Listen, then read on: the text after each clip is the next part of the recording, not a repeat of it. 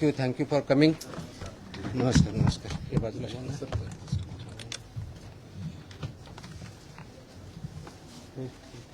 आपल्या फोडला बोलला तुम्ही बसा. थोडं पाठीमाग घेऊ का? थोडं पाठीमाग सरू का?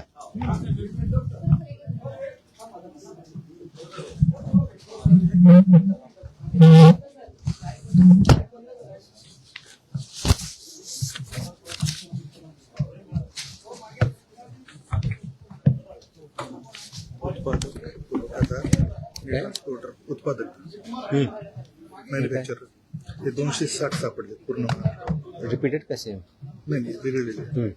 हे पुरवठादार 248 आणि transporter 190, total 700.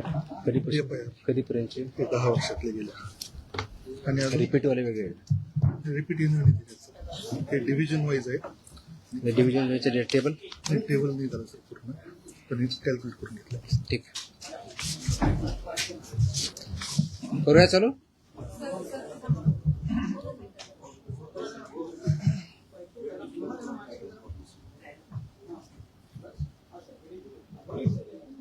Okay. Welcome to the press conference. आज मुद्दामून एक महत्त्वाच्या विषयासाठी आपल्याला इथं बोलवलं आहे. गेल्या अनेक वर्षापासून आपल्याला माहिती आहे की महाराष्ट्रामध्ये गुटखाबंदी केलेली आहे. आपल्या FSSAI ॲक्टच्या सेक्शन 30 अंतर्गत प्रतिबंधित जे फूड आयटम्स आहेत त्याच्यामध्ये गुटखा आणि तत्सम आयटम जे आपले आहेत त्याच्यावरती गुटखाबंदी केलेली आहे. त्याच्यावरती आपण अनेक वेळा कारवाई करतो, रेड्स करतो, फाईन करतो, FIR करतो. त्याच्यामधल्या प्रोव्हिजननुसार जेल पण होते, प्रॉसिक्युशन पण चालू आहेत. परंतु प्रोहिबिटेड आयटम असतानाही, फूड आयटम असतानाही महाराष्ट्रातल्या ऑलमोस्ट सगळ्या ठिकाणी हा गुटखा विकला जातो आणि कंझ्युम केला जातो. ही रियालिटी आपण बघतोय. मग याच्यावरती पर्याय काय? एन्फोर्समेंट तर चालू आहे, ते आपण आता जास्त स्ट्रिक्ट करत आहोत, तर ते चालूच राहील. परंतु याच्यावरती काही डेटरन्स असा क्रिएट करता येईल का की ज्याच्या माध्यमातून, कारण प्रोड्युसर तर इथं नाही आहेत प्रोहिबिटेड असल्यामुळं, ते बाहेरून आपण जे याच्यामध्ये इन्व्हॉल्व असणारे बिझनेसेस आहेत, बिझनेस पर्सन्स आहेत, ट्रान्सपोर्टर्स आहेत, रिटेलर्स, होलसेलर्स, सेलर्स, हे त्याच्यामध्ये इन्व्हॉल्व आहेत. त्या प्रकारचं एक रॅकेट आहे आणि ते जर उद्ध्वस्त करायचे तर आपल्याला खूप मोठ्या प्रमाणात स्ट्रॉंग स्टँड घेणं हे गरजेचं आहे. ह्या निष्कर्षापर्यंत शासन पोहोचलेलं आहे आणि म्हणून मध्ये बऱ्याच वेळेस याच्यावरती डिस्कशन पण झालं की काय केलं पाहिजे. आणि मी इथं जॉईन झाल्यानंतरही याच्यावरती आम्ही विचार केला काय करता येईल, कारण याच्यामध्ये this is a danger to public health आणि म्हणूनच तो आयटम प्रोहिबिट केलेला आहे. जर पब्लिक हेल्थला जर डेंजर असेल आणि तो आयटम प्रोहिबिट केलेला असेल तरीही त्याचा व्यापार होत असेल, तिथं ट्रान्सपोर्ट होत असेल, होलसेलर विकत असतील, सेलर विकत असतील आणि तो अवेलेबल होत असेल, तर त्याच्यावरती स्ट्रिंजेस्ट पॉसिबल ॲक्शन घेणं गरजेचं आहे. ह्या निष्कर्षापर्यंत पोहोचल्यामुळं आज दिनांक 12 जून रोजी मी मोका लावण्याचे आदेश पारित केलेले आहेत. So we have issued the order saying that MCOCA provisions will be, MCOCA कायदा, मकोका ज्याला आपण म्हणतो, Maharashtra control of organised crimes act 1999 हा आम्ही इन्व्होक केलेला आहे. ही माझी त्याची ऑर्डर आहे इश्यू केलेली. आणि ह्या ऑर्डरच्या अनुषंगाने हा फक्त फूड सेफ्टी ॲक्ट 2006 चे कलम 3, 26, 27, 30, 38, 41, 42, 59, 63, 64 आणि 89 बरोबरच Maharashtra control of organised crimes act 99चा sections 21D, 21E, 21F, 3, 4, 18, 21 and 23 read with code of criminal procedure 1973 किंवा भारतीय नागरिक संहिता सुरक्षा संहिता 2023 याच्या अनुषंगाने ही ऑर्डर मी आज पास केलेली आहे. एक मिनिट मला बोलतो त्या माझं पूर्ण होऊ दे, पूर्ण झाल्यानंतर विचारा ना प्रश्न. सो ही कारवाई करताना हे प्रोव्हिजन्स आहेत. त्याच्यामध्ये ऑथॉरिटी कोणती आहे, त्याचं रॅशनेल काय आहे, कोणत्या क्राईम्सला, कोणत्या ऑर्गनाइज क्राईममधल्या जी 21D ची डेफिनेशन सांगितलं त्याच्या क्राईममध्ये हा क्राईम कसा बसतो, याच्या ऑथॉरिटी कोण कोण आहेत, ह्या सर्व आपण डिफाईन केलेल्या आहेत. आणि याच्या अनुषंगाने अल्टिमेटली आपण काही ऑर्डर्स, डिरेक्शन्स या माध्यमातून दिलेल्या आहेत.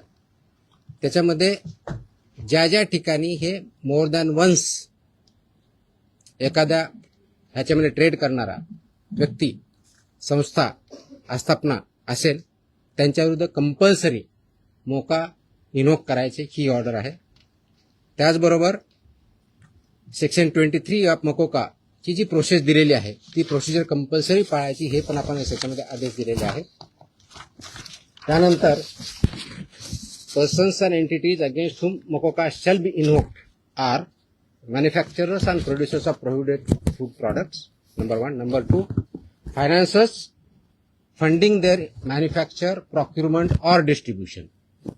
Number 3, interstate and intrastate suppliers and commission agents.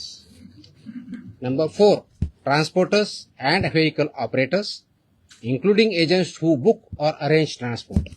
Number 5, godown operators, warehouse owners and store managers who knowingly store such products. 6th, wholesale dealers and distributors. 7th, sub-dealers and semi-wholesaler agents. 8th, retail sellers forming part of an identified organized network. And 9, any other person who knowingly facilitates, abets, conceals or assists any of the above. त्या इतक्या जणांविरुद्ध मोकोका वापरायचे ह्याच्यामध्ये आदेश आपण केलेले आहेत. त्याचबरोबर प्रिझम्पशन ऑफ एलिजिबिलिटी जी आहे ते फक्त याच्यावरती नाही तर प्रिझम्पशन ऑफ एलिजिबिलिटी हे आपण ज्यावेळेस म्हणतो की any one or more of the following is present, ते स्ट्रॉंग प्रिझम्पशन फेवर करणारं मोकोकाला हे प्रोव्हिजन वापरायचं. आणि no officer shall refrain without recording specific written reasons approved by joint commissioner. प्रिव्हिजनचं जे असेल त्याच्यामध्ये की interstate supply chain or manufacture nexus हे आपल्याला वरती न्यायचं प्रिझम्पशन ऑफ एलिजिबिलिटीसाठी वापरायचं. Clandestine godowns, fake labels, dummy firms or forged invoices याच्यासाठी सुद्धा हा वापरायचा आहे. Simultaneous seizures across multiple districts pointing to a common syndicate त्याच्यासाठी सुद्धा वापरायचं आहे. Corruption of enforcement officials or intimidation of informants of witnesses यासाठी आपण वापरणार आहोत. Seizure value exceeding ₹10 lakhs in a single action or ₹25 lakhs cumulatively from the same account or network. आणि financial flows indicating systematic profiteering including hawala और बेनामी channels याच्या सुद्धा आपण ते एस्केलेट करण्यासाठी हे सुद्धा प्रोव्हिजन त्याच्यामध्ये आपण वापरणार आहोत. याची ओरिजिनल ड्युटी आहे ते आपण फूड सेफ्टी ऑफिसरवरती देणार आहोत. डेजिग्नेटेड ऑफिसरच्या ड्युटी आपण याच्यात ज्याला असिस्टंट म्हणून त्यांना डिफाईन केलेल्या आहेत, जॉईंट कमिशनरच्या केलेल्या आहेत. नेटवर्क वाईड प्रॉसिक्युशन करायचं हे आपण सांगितलं आहे, पार्शियल ऍक्शन घ्यायची नाही, कंप्लीट घ्यायची. आणि कॉन्फिस्केशन, अटॅचमेंट अँड फोरफिचरचं कसं करायचं ट्विन ट्रॅक स्ट्रॅटेजी ही पण त्याच्यामध्ये सांगितलेली आहे. त्याचं प्रॉसिक्युशन रजिस्टर मेंटेन करायचं सांगितलेलं आहे, बेलला अपोजिशन करायचं सांगितलेलं आहे आणि procedure compliance with the criminal procedure code हे सुद्धा आपण मॅन्डेटरी केलेलं आहे. याचा सर्वांचा ऑब्जेक्टिव्ह जो आहे बेसिकली आपण मोका का वापरतोय कारण हा स्ट्रिंजंट लॉ आहे, आय अंडरस्टँड. आणि त्याचं म्हणूनच खूप थॉट करून विचार करून याच्यावरती कायद्याचे जे कलम आहेत, सेक्शन्स आहेत त्याचा अभ्यास करून this order is basically done to prosecute in the interest of food safety in violation but as an organized crime against public health. हा क्राईम पब्लिक हेल्थच्या अगेन्स्ट आहे. आणि आर्टिकल 47 ऑफ द कॉन्स्टिट्यूशन जे आहे ते स्टेटला मॅन्डेट करतं. That is where my order begins with. आणि तुम्हाला copy me देईलच, press note बरोबर ही कॉपी पण असेल so that you can go through that order. It says Article 47 of the Constitution of India cast upon a state primary duty to improve public health and in particular to bring about prohibition of consumption of substances injurious to health. हे already आपण prohibit केलेलं आहे, त्याचं implementation व्हावं, public health improve व्हावं आणि public health जी endanger होते ते कंट्रोल करता यावं या दृष्टिकोनातून मोकोका कायद्याचे प्रोव्हिजन हे प्रोहिबिटेड आयटम जे 32 म्हणजे फसाई ऍक्टच्या सेक्शन 32 अंतर्गत जे आपण प्रोहिबिट केलेले आयटम आहेत त्यांच्यावरती आजपासून म्हणजे अगोदरच लागू करू शकलो असतं, पण आज आपण ती ऑर्डर काढलेली आहे and it will B implemented completely across the state of Maharashtra. Sir, जो कायदा केंद्राचा फॉरवर्ड शोधली जाते दुकानामध्ये पान मसाल्याचे पुड्या आणि त्याच्यामध्ये सुकी पुडी जे आहे ते मिक्स केल्यानंतर गुटख्यासारखा पदार्थ तयार होतो. अशा पद्धतीने चालकीला कसं रोखलं जाणार, कारण तो स्पेसिफिकली गुटखा या टायटलखाली विकला जातो. त्याच्यामध्ये मिसलिडिंग ॲडव्हर्टाइजमेंट ऍक्ट आहे. तुम्हाला काही दिवसापूर्वी मी कारवाई केलेली बघितली. फसाईमध्ये सुद्धा मिसलीड करणं, लेबलमध्ये चुकीची माहिती देणं, इन्ग्रेडियंट चुकीचे असताना वेगळा क्लेम करणं हा सुद्धा गुन्हा आहे. त्यानुसार आपण कारवाई करतो त्याच्यावरती. फक्त ही जी चालाकी केली जाते, दिस इज मिसलिडिंग. तर मिसलिडिंगला कायदा दुसरं मिश्रण जे असतं ते पान मसाला त्याला सुद्धा याच्या अंडर घेतलं जातं ते तंबाखू मिश्रण. मी तेच सांगतोय की आपल्याला कोणताही एखादी ज्यावेळेस प्रॉडक्ट असतो त्याच्यावरती लेबल कोणतं असावं, ते कोणत्या स्टँडर्डचं असावं, त्याच्यामध्ये कोणते कोणते इन्ग्रेडियंट असावे, त्याची काय व्हॅल्यू आहेत वेगवेगळ्या, त्या मॅन्डेट दिले. त्याचे रेग्युलेशन्स आहेत. फसाईमध्ये रेग्युलेशन्स दिलेले आहेत, व्हेरी क्लिअरली दिलेले आहेत. त्याचबरोबर ॲडव्हर्टायझिंग आणि मार्केटिंगचे सुद्धा रेग्युलेशन्स क्लिअरली आहेत. त्याचं व्हायोलेशन जिथं जिथं होतं त्या प्रोव्हिजनचा वापर आम्ही तिथं करणार आहोत. सर, याची जेव्हा कारवाई केली जाते तेव्हा लोकल पोलिसांची भूमिका खूप महत्वाची असते. स्पेसिफिकली बीट मार्शल आणि यांचा जो व्हिजिलन्स असतो तो अनेक वेळा नेक्सस तिकडे दिसून येतो अनेक पानटपऱ्यांवरती. ते कसं ब्रेक केलं जाणार, का आपल्याकडनं कडक कारवाईची तरतूद सगळ्यांकडून. त्याच्यामुळे तुम्ही जर आता मी वाचलं व्यवस्थित ऐकलं असतं तर त्याच्यामुळे तुमच्याकडनं प्रतिक्रिया त्याच्यावरती अपेक्षित. पोलीस आणि नेक्सस या ठिकाणी it's not about police or FDA किंवा food safety officers. It is the holistic. याच्यामध्ये कंझ्युम करणारा आहे तेवढा जबाबदार आहे, विकणारा आहे तेवढा जबाबदार आहे, इन्फोर्स न करणारा आहे तेवढा जबाबदार आहे. जो कोणी जबाबदार असेल आपण त्याच्यावरती कारवाई करणार आहोत आणि स्ट्रिक्ट करतोय. तुम्ही गेल्या काही दिवसामध्ये बघितलं असेल, हा ज्यावेळेस प्रोहिबिट केला त्यावेळेसचा उद्देश हाच होता, ही it's a danger to public health. आणि ते जर टाळायचं असेल, कारण याच्यामधून काय काय आजार होतात हे मी वेगळं सांगण्याची गरज नाही. It's documented, it's in the public domain. ते करण्यासाठी आपल्याला स्ट्रिंजंट ऍक्टचे प्रोव्हिजन आपण आज का इन्व्होक करतोय, कारण जेवढ्या इफेक्टिव्हली आपल्याला करायचं होतं तेवढं होऊ शकलं ना. हा डेटाच्या आधारे तुम्हाला मी डेटा सांगतो, म्हणजे जस्ट फॉर इन्फॉर्मेशन आपल्याला हा एक असेल की आतापर्यंत गेल्या 10 वर्षात ऑलमोस्ट आपण FIR किती केलेले आहेत महाराष्ट्रामध्ये. 32चा FSSAचा जो सेक्शन प्रोहिबिट केलेला आहे त्यावरती जे मॅन्युफॅक्चरर्स आहेत त्यांच्या विरुद्ध 260 मॅन्युफॅक्चरर्स FIR आहेत आपले. जे पुरवठादार आहेत हां सप्लायर्स ते 248 आहेत आणि पर्सन्स जे आहेत ते असे 190, असे 703 ट्रान्सपोर्ट कोणते हे ट्रान्सपोर्ट सॉरी ट्रान्सपोर्टर म्हणजे उत्पादक 260, सप्लायर्स 248 आणि ट्रान्सपोर्टर्स 190 असे 703 FIR आहेत. सो FIR काय कमी केलेत अशातला भाग नाही. त्यांचं प्रॉसिक्युशन त्यांची पुढची प्रोसेस आपण करतोय, पण आपल्याला अजूनही त्याच्यामध्ये कम्प्लीट याच्यामधून खरोखरच हद्दपात करण्याच्या दृष्टीने याच्यातून झाला नाही, तर पुढची स्टेप आपण घेतोय आणि ती आज आपण घेतलेली आहे. Yes please. पदभार स्वीकारला एक मिनिट. गुटखा हा 2 नंबर धंदा आहे आणि याच्यामध्ये खूप मोठं अर्थकारण आहे आणि ज्याच्यामध्ये पोलीस प्रशासन सुद्धा मोठ्या प्रमाणात, खास करून बॉर्डरवरचे जे जिल्हे आहेत किंवा बॉर्डरवरचे जे पोलीस स्टेशन आहेत तर तिथून मोठ्या प्रमाणात गुटखा सप्लाय होतो. आता मी ज्या भागात धाराशिव जिल्ह्यामध्ये पोलीस स्टेशनच्या मोठ्या प्रमाणात पोलीस प्रशासन काही गाड्या पकडतं, काही गाड्या सोडतं, असे पण आपण मी जे सांगितलंय की दोज हु आर रिस्पॉन्सिबल त्यांच्यावरती आपण कारवाई करणार, कुणी असू द्या. ते माझे अधिकारी होऊ शकतात, इन्व्हॉल्व जर असतील तर दुसरे कुणी असू शकतात. त्याच्यामध्ये एड्स अबेट हे शब्दप्रयोग आपण जे केलेले आहेत त्याच्यामध्ये त्यांचं इन्व्हॉल्वमेंट जर सिद्ध झालं तर आपण त्यांच्यावरती कारवाई. नाही FIR आतापर्यंत झालेले आहे, पण ते प्रूव्ह करण्यासाठी you are not getting my point. ते प्रूव्ह करण्यासाठी लेट मी आन्सर दॅट. ते प्रूव्ह करण्यासाठी आपल्याला ते डॉक्युमेंटरी एव्हिडन्स लागतील, आपल्याला एव्हिडन्सेस लागतील. असे आपल्याकडे सापडले तर डेफिनेटली आपण कारवाई करू. Let me complete. याच्यामध्ये आमचे काही अधिकारी इन्व्हॉल्व आहेत असं खूप ॲलिगेशन होतात, कंप्लेन येतात, आम्ही त्या व्हेरीफाय करतो. पुढच्या काही दिवसामध्ये असे काही अधिकाऱ्यांचं इन्व्हॉल्वमेंट आहे किंवा नाही याच्याबद्दलचे इन्व्हेस्टिगेशन आमच्याकडे सध्या चालू आहेत. त्याच्यातून जे रिझल्ट येतील ते आपल्यापर्यंत येतीलच.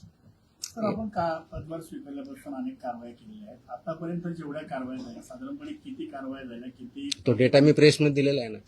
नवीन नाही मी डेटा मी प्रेसमध्ये दिलेला आहे. टीव्हीला त्या बाईट स्वरूपातला नाही माझ्या टोटल आता काही कारवाया केल्या तर खूप केल्यात. सर, दररोज मी प्रेस देतोय. झालेली अटक आणि ते किती आहे गुन्हे दाखल झाले. देतो बघतो. Yes please. प्रोहिबिटेडची घ्या. एका वेळेस एक minute. I answer every question. Let me I come to. हां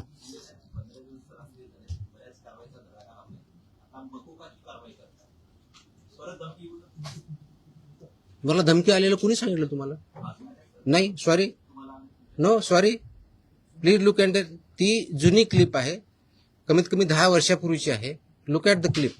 आताची क्लिप नाही याची ती. दॅट वॉज नाही मला नाही आलेलं that clip. If I remember correctly, मला आठवत नाहीये, इफ आय रिमेंबर करेक्टली बहुतेक ती पुण्यातली क्लिप आहे, फेनावाजी पीएमपीएम आहे. चेकआउट, तुम्ही बघा ते क्लिप आताची नाही, मला कोणतरी पाठवली, मला कोणतरी विचारलं, मला अशी धमकी नाही आलेली. येतो मी त्यांना. Let us focus on this. There are so many issues. Let us focus on this. Please. थोडं I'll answer on this one. 2 दिवसापूर्वी संभाजीनगरमध्ये एफडीएच्या पथकावर दगड फेकला आणि अधिकाऱ्यांना स्कॉर्पिओ गाडी त्यांच्या अंगावर घालण्याचा प्रयत्न केला. त्यांच्यावर पण मोकोका अंतर्गत कारवाई होती. आता हे जे मी तो gutkha exactly that's what I am saying. कारण मोकोका क्लॉज वापरण्यासाठी ज्या काही प्री कंडिशन्स आहेत त्या फुलफिल झाल्या, डेफिनेटली करणार आम्ही. कारण त्याला एका गुन्ह्यासाठी होत नाही. It has to be more than 1 offence in last 10 years. त्यांच्यावर जर झालेला असेल तर डेफिनेटली आम्ही करू, कारण त्याचे कंडिशन फुलफिल करायला पाहिजे. अदरवाईज आमचे FSSAचे ऍक्ट, BNS ऍक्ट आम्ही ते वापरतोच आहोत. आज ती जे हल्ला झाला त्याच्यावरती इमिजिएटली स्विफ्ट कारवाई पण झाली. 7 का 8 लोक त्याच्यामध्ये अरेस्ट पण झाले इमिजिएटली.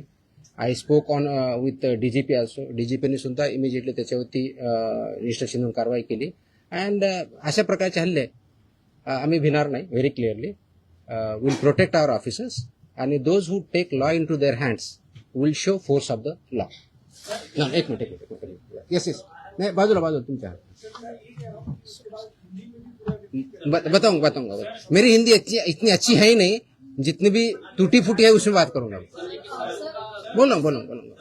एक मिनिट तुम्हाला उत्तर दिलं ना मी. आपण एकदा मराठी पूर्ण करून घेऊया, मग आपण अरे थांबा ना तुम्ही, मी इथंच आहे, मी कुठे पळून नाही चाललोय. सिस्टमॅटिक होईल. भिवंडीमध्ये जे आहे ते नकली व्यक्ती अधिकाऱ्यांना अटक करण्यात आलेली आहे.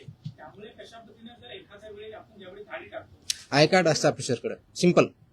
माय officers wear I card. Very clearly they show the I card. या प्रतिबंधित माल जो आहे तो बऱ्याचदा गुजरात सारख्या राज्यातून मुंबईत येतो, खास करून गुटखा असेल किंवा बऱ्याचदा भेसळयुक्त खावा देखील गुजरातवरूनच मुंबईमध्ये येतो. वाहतूक व्यवस्था करणाऱ्या अनेक लक्झरी बसेस असतात, टुरिस्ट गाड्या असतात किंवा ट्रक. यासाठी RTOची काही मदत वगैरे घेणार? मी आता वाचताना वाटलं इन्क्लुडिंग ट्रान्सपोर्टर्स. RTOची मदत घेणार? सगळ्या एजन्सी एकत्र काम करत असतात. त्याच्यामध्ये सगळ्याच एजन्सी काम करतात. आपण याच्यामध्ये मोकोका लावताना किंवा हे करताना इव्हन आताचे जे FIR होत आहेत त्याच्यामध्ये आपण फक्त विकणाऱ्याला करत नाही, त्याचा ट्रान्सपोर्टरला पार्टी करतोय, त्याचा डिस्ट्रीब्युटरला पार्टी करतोय, तुमच्या ओनरला. मी तुम्हाला लिस्ट पण दिली. तर इथून पुढचे आता आल्यापासून FIRचे हे it will be right from manufacturer to seller. आताही होत आहेत, अजून जास्त स्ट्रिंजंटली होतील. So they are responsible. कायद्यामध्येच व्हेरी क्लिअरली त्याच्यामध्ये कुठेही डाऊट नाही त्याच्याबद्दल. याच्या बाहेर नका विचारू, जो आपला विषय चालला तेवढाच विचार. नाही, संबंधित नाही, आजच्या विषयाशी संबंधित. तुकाराम मुंडे साहेब ज्या विभागाचा पदभार ग्रहण करतात तो विभाग नेहमी चर्चेत येतो, असं का होतं? त्याचं उत्तर तुम्ही द्या, मी कसं देणार आहे? आय मीन तो काय होतो तर you are better. No, I cannot answer this. Simple. कारण काय येतो, लोक चर्चा का करतात, तुम्ही जास्त का पब्लिश करतात, का कुणी काय करतं, ह्याचं उत्तर मी नाही देऊ शकत. You have to analyse. त्याचं उत्तर मी कसं देऊ शकणार? सोशल मीडियावरती तुम्ही विचारल्यानंतर प्रचंड लोकांचा पाठिंबा we are diverting. Let us not divert. No. So publish related direct आहे. नो, हे जे विषय त्याच्यावरती आपण बोलू, बाकीच्या विषय नाही. हा नाही, याच्या अगोदर फक्त हा डेटा प्रोहिबिटेड ना, प्रतिबंध. आता तुम्ही जो विचारला होता प्रश्न की मी 25 मे ते 11 जून या काळामध्ये प्रोहिबिटेडच्या बाबतीत म्हणजे प्रतिबंधित आयटमच्या बाबतीतला सांगतोय, बाकीच्या नाही सांगत आहे, कारण हा प्रोहिबिटेडचा विषय आहे. म्हणून तपासणी केलेल्या आस्थापना म्हणजे प्रोहिबिटेडच्या बाबतीत त्या 354 आहे, 354. बाकीचे असेल ना आपल्याकडे पुढचे केलेले ती पण असेल ना, तो पण मागवा ना. आणि ड्रगचे असेल तर ड्रगचं पण मागवा. त्याच्यामध्ये नाही सॉरी, प्रतिबंधित पदार्थ आढळलेल्या आस्थापनाची संख्या 344 सापडली आपल्याला. तपासणी 354 केली, 344 मध्ये फाइंड आउट झालं. जप्त साठ्याची किंमत ह्या 344 मध्ये किती रुपये, 3,27,24,629 rupees. 3,27,24,629 rupees. FIRs 235. Arrested people 350. Seal establishment of this 344 are 274. Seized vehicles are 26 and the price of that vehicle is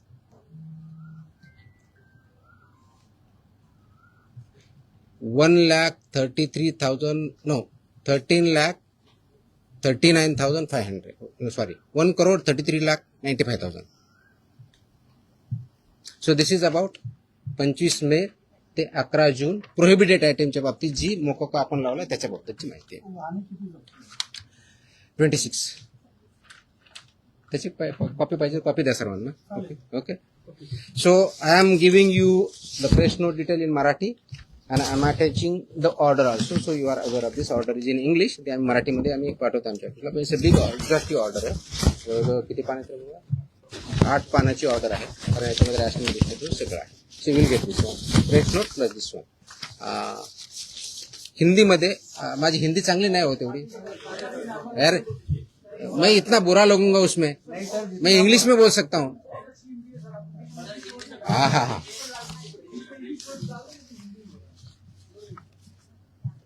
आप सब जानते हैं कि महाराष्ट्र में FSI एक्ट के तहत सेक्शन 30 के अंदर प्रोहिबिटेड आइटम्स है. जैसे कि गुटखा पान मसाला इसमें एक आइटम्स है प्रोहिबिटेड है. इसका मतलब ये होता है कि ये प्रोडक्ट फूड प्रोडक्ट जो है प्रोहिबिटेड वो महाराष्ट्र में मैन्युफैक्चर नहीं हो सकता है, ट्रांसपोर्ट नहीं हो सकता है, स्टोर नहीं हो सकता है, सेल नहीं हो सकता है. फिर भी बहुत कार्रवाई करने के बावजूद इसका सेलिंग और अवेलेबिलिटी महाराष्ट्र में कई जगहों पे पाया जाता है.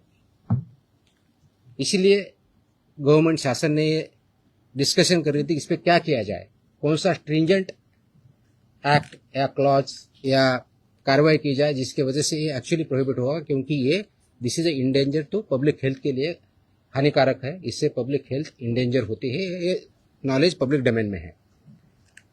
तो इसके तहत आज हमने मोकोका एक्ट जो है महाराष्ट्र का, Maharashtra control of organise crime act 1999, ये इसमें इन्वोक करने का निर्णय लिया है, लागू किया है कि जो ये बिजनेस में मैन्युफैक्चरिंग करते हैं, ट्रांसपोर्ट करते हैं, सेल करते हैं, डीलर्स है, सेमी डीलर्स है, ये सबको ये प्रोविजन के अंदर अभी कार्रवाई की जाएगी.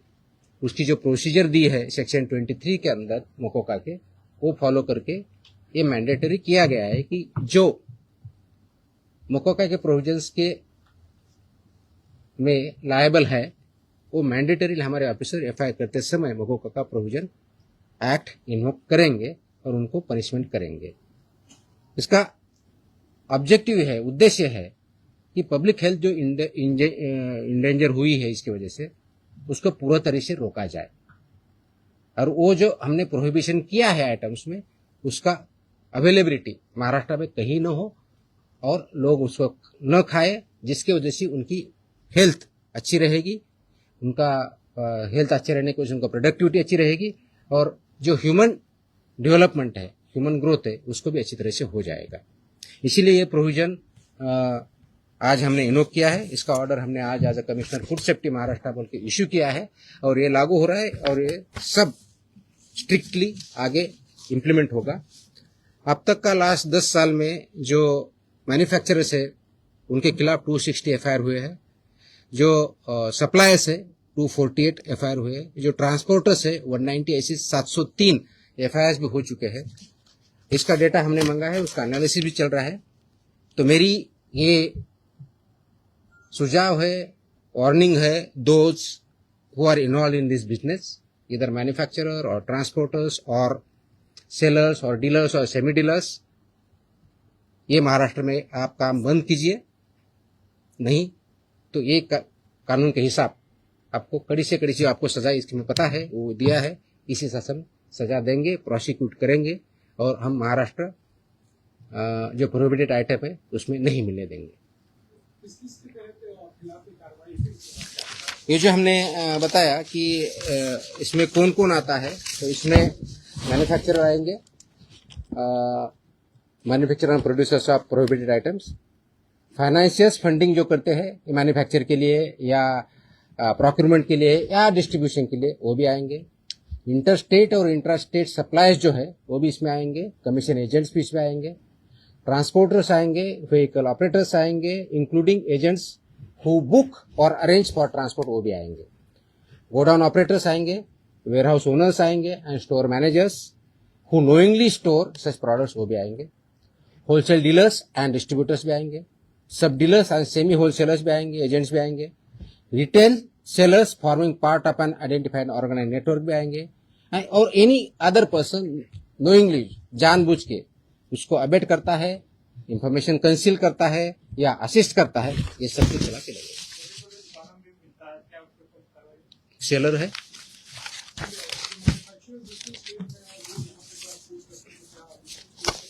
so it's a part of syndicate K definition में सब कुछ आया है। Organized crime, that's why it is an act, that's why this is become an organized crime and they are working as a syndicate, that's why we are invoking this provisions. They are supporting.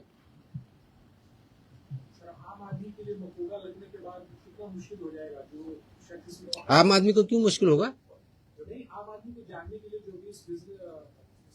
आम आदमी business में नहीं है ना,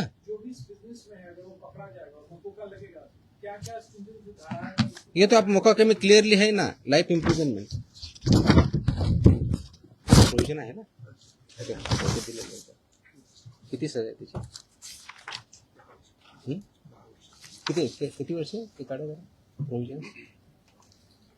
of course they prosecute होंगे, court में केस चलेगा। हाँ of course आपको बेल अपोज कर हमने बता ही दिया ना कितना है।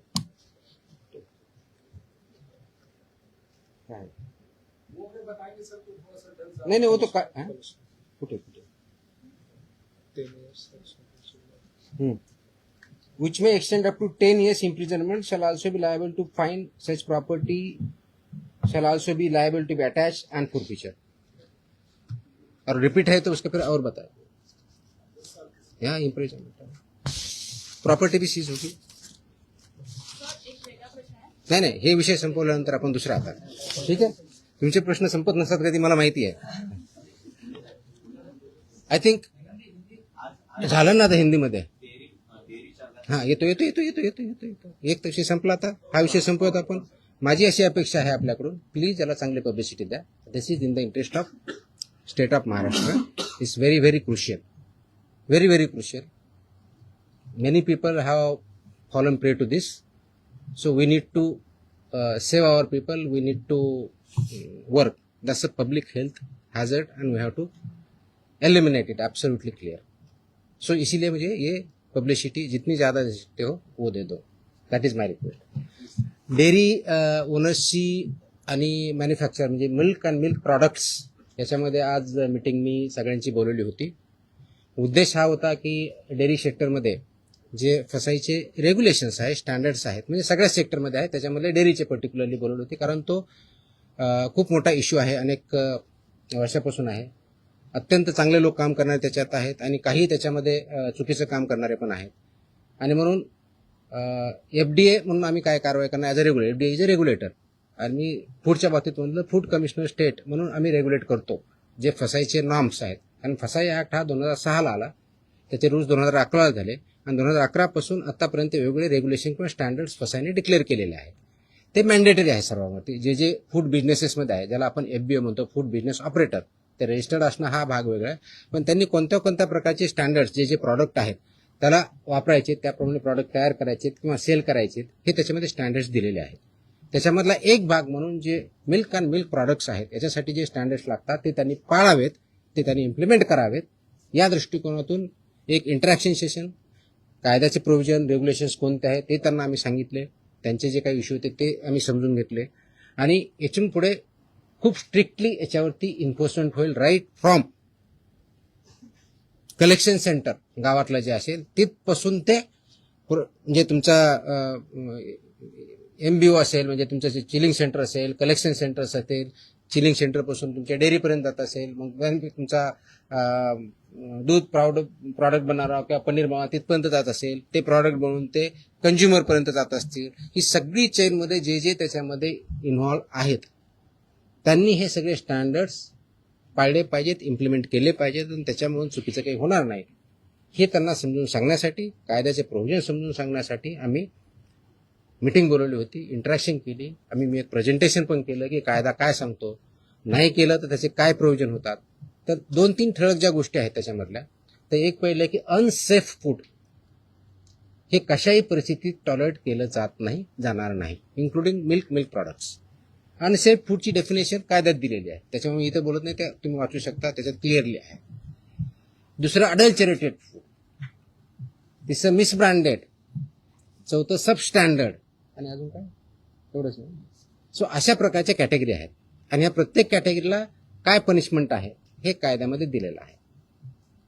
तर ते व्हायलेट तुम्ही करू नये, त्याचे जे वेगवेगळे रेग्युलेशन, पहिला रेग्युलेशन फॉर रजिस्ट्रेशन कंपल्सरी आहे, ते बऱ्यापैकी इम्प्लिमेंट आहे आजच्या डेटला, रजिस्ट्रेशन आणि लायसन्सिंग, पण ते तेवढ्यापर्यंत चालत नाही. फूड प्रॉडक्ट्सचे जे 2011चे स्टँडर्ड्स आहेत ते बऱ्याच वेळेस कॉम्प्रोमाइज केले जातात, ते करता येणार नाही. मार्केटिंगच्या किंवा ॲडव्हर्टाइजिंगच्या बाबतीत चुकीचं दिलं जातं, ते करता चालणार नाही. त्याचबरोबर काय म्हणतो त्याला, प्रिंटिंग काय म्हणतो त्याला, प्रिंट करतो ते लेबलिंग जे आहे ते व्यवस्थित होत नाही किंवा चुकीच्या पद्धतीने होतं किंवा मिसलिडिंग होतं, ते चालणार नाही. पॅकेजिंग त्याचे स्टँडर्ड्स ठरवले आहेत, ते पॅकेजिंग त्याच पद्धतीनं पाहिजे, ते चालणार नाही. हे त्यांना आम्ही चांगल्या पद्धतीनं समजून सांगितलं आहे आणि बाय अँड लार्ज त्यांची कन्व्हिन्स झालेली आहेत की येस आमच्याकडे काही ज्या त्रुटी असतील तर आम्ही त्याच्यामध्ये कारवाई करू, जेणेकरून हे जे दूध आहे किंवा प्रॉडक्ट आहे, फूड अँड फूड प्रॉडक्ट जे आहेत ते कंझ्युमरला जे स्टँडर्ड फसाईने घालून दिलेले आहेत ते त्याप्रमाणे करतील. जे करणार नाही त्याच्यावर फसाई ॲक्टनुसार आपण त्याच्यावरती कारवाई करणार आहोत. आता हे standard over a period of time आले, 2011 पासून आतापर्यंत जवळजवळ टोटल 28 प्रकारचे रेग्युलेशन किंवा स्टँडर्ड आहेत, त्याच्यातले 6 हे ऑथॉरिटीचे आहेत, मग 22 आहेत वेगळ्या प्रॉडक्टच्या बाबतीतले आहेत सगळे. त्याच्यातले बऱ्याचशा अंशी 6 ते 10च्या दरम्यान हे फूड अँड फूड प्रॉडक्ट्स लागतात. प्रत्येकाला मोर दॅन 1 लागतात, रजिस्ट्रेशन कंपल्सरी आहे, पण ते फूड कॅटेगरी जी असेल त्यांना ते लागतात.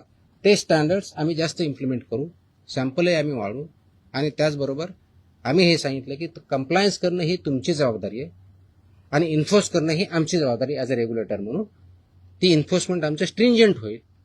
त्याच्यामुळं आपण स्वतः आपल्या आधीनिसं ज्यांच्याकडून तुम्ही दूध घेता, जे चिलिंग सेंटर्स आहेत, जे तुमचे प्रॉडक्ट्स आहेत, तुमचे प्लांट्स आहेत, त्या ठिकाणी याचं कोणतंही व्हायोलेशन होणार नाही याची काळजी तुम्ही घ्या.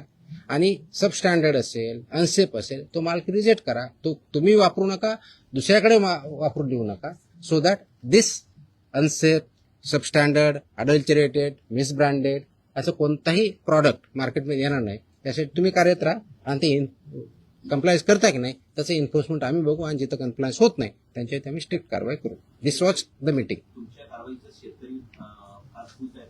तुमच्या कारवाई केल्यानंतर आठवडी तालुक्यामध्ये तुमचा दुधाभिषेक करण्यात आला. दुधाचे रेट वाढतील असं वाटतं? रेट माझ्या हातात नाही आहेत. वाढवणं हा इज अ फ्री मार्केट, त्याच्यामुळे दुधाचा किती रेट असावं ते डिमांड सप्लायवरती ठरलं जाईल. पण आपण अडल्चरेशन बंद करू शकलो, आपण सबस्टँडर्ड दूध बंद करू शकलो, प्रॉडक्ट्स बंद करू शकलो, तर ऑफकोर्स प्युअर दुधाला डिमांड वाढेल. ऑफकोर्स मार्केट फोर्सेसनुसार त्याचे जे काही परिणाम होते ते होते. आतापर्यंत ज्या कारवाया झाल्या, अनेक जप्त केलेला माल आहे तो टेस्टिंगसाठी पाठवण्यात आलेला आहे. किती अहवाल येणे बाकी आहे? आता खास करून दूध किंवा दुग्धजन्य पदार्थ यांचे लवकर नाशवंत होतात,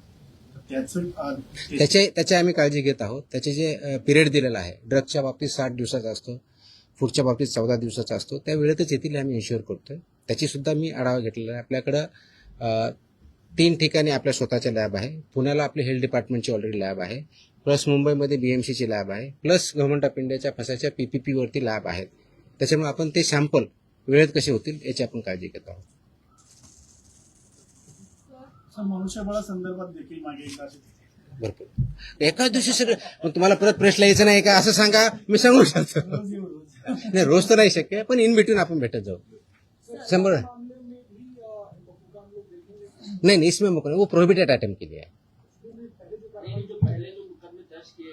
विल एज आई टेल ना, इसमें रिपीट ऑफिसेस कितने हैं, क्या है, हम देखेंगे. We'll examine everything. We have collected data. We have started work on that. ये एक दिन का ऑर्डर नहीं है. It has lot of thought has gone into it. जो कंडीशन में अगर फुलफिल करता है डेफिनेटली, इसीलिए मैंने मैंडेटरी किया है ना उसको. या सरकारी रुग्णालयांना पुण्यातील आणि पिंपरी चिंचवडमधील रुग्णालयांना हिंदुस्तान अँटीबायोटिक्स कंपनीमधून औषध निर्मिती थांबवण्याचा निर्णय आपल्या विभागाने घेतला आणि औषध निर्मितीमध्ये त्रुटी आढळल्याने हॉस्पिटल औषध निर्मिती.